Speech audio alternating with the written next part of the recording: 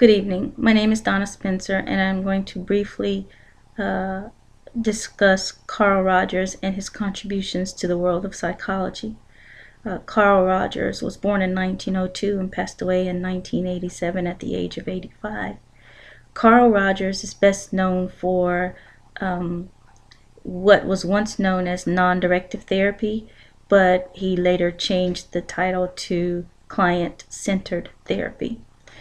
Some of the highlights of client-centered therapy include before a client can receive help, there has to be some dissatisfaction with their present situation or circumstance, and be in need of help, of course. Social factors cannot be so astronomical because therapy is not a radical intervention at all. The intelligence of the client must be above borderline level, as the client must be able to reason and form logical assessments. The skilled therapist is there to release and strengthen the individual, not to intervene. Rapport must be genuine. The rapport of the therapist must be genuine and sincere so that the client can learn to trust and build rapport and confidence in the therapist.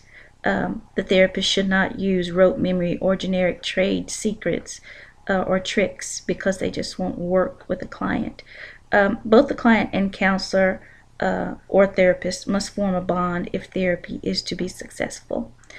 The therapist must always encourage the client to take initiative and trust his intuition or instinct, thus promoting growth of the client. Client-centered therapy gives opportunity for the practice of individual choices. Thus, a training has taken place that will live outside the walls of therapy or the counselor's office.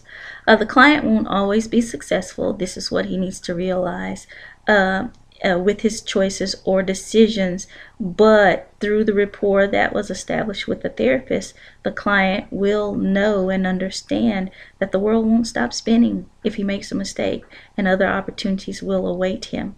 Thus, psychotherapy can be used with the very young and or the very old.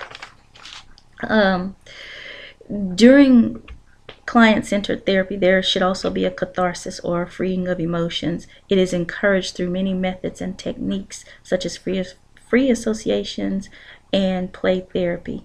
Also in client-centered therapy, there should be self-actualization, which includes a recognition and acceptance by the client of himself.